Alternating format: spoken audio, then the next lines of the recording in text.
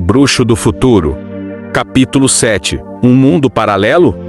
Logo depois de cair, ele se levanta e começa a andar em Paris, em busca de um lugar para dormir, já que naquela época, Paris era escura, suja e perigosa. Então ele vai em uma taberna e pagou uma cama para ele. No outro dia, ele acorda e vai tomar café. Então vai em um restaurante e pede mais de 100 quilos de comida, e depois de comer tudo, ele paga e resolve andar pelas ruas da cidade para ver se acha alguém que sabe mexer com magia. Então, depois de andar por alguns minutos, ele viu um cara anunciando um cinto que permite a pessoa se teletransportar, só que a pessoa precisa ter ido no lugar pelo menos uma vez e marcar um ponto de teleporte lá, e depois a pessoa podia voltar a qualquer momento para o local.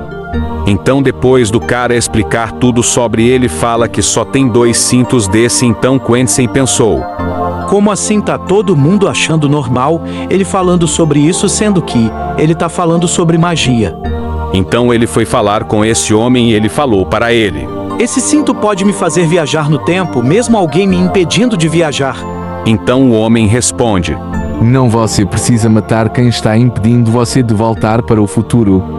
Então Quentin pergunta quantos euros era um cinto daquele. O homem fala que é 20.000 euros. Então Quentin paga. Logo depois ele coloca o cinto e vai para a taberna que ele havia dormido e marca um local de teleporte para lá. E então ele vai até a Torre Eiffel e testa se realmente funciona. E em um piscar de olhos, ele aparece na taberna. Só que ele não pretendia ficar para dormir lá essa noite. Ele sairia para andar pelas ruas da cidade e ver se acha a pessoa que impede ele de voltar para o futuro.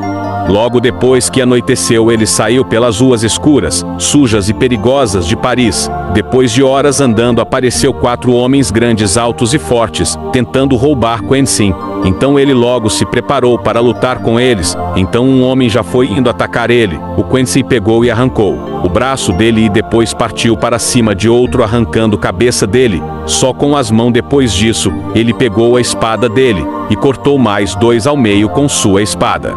E depois disso ele seguiu o caminho dele. Depois de andar por mais uns metros, ele achou uma passagem secreta para um local subterrâneo debaixo da cidade. Então ele entra lá e vê vários alienígenas em uma cidade subterrânea que ele nunca viu no futuro. As coisas estão muito diferentes do que são. Então ele pensou que pode estar em um mundo paralelo ou algo do tipo. Chegando lá, ele conversa com alguns alienígenas e pergunta sobre coisas históricas da Terra. Dele perguntou para vários alienígenas quando foi a primeira revolução industrial, e todos eles responderam que foi em 1256. Então ele percebeu que ele estava em um mundo paralelo e que não estava no mundo dele. Então ele voltou para Paris. Estava de madrugada e ele resolveu ir para a taberna andando. Então, quando estava andando, ele viu uma sombra de uma pessoa correndo por trás dele, e essa pessoa parecia estar com uma espada, mas foi tão rápido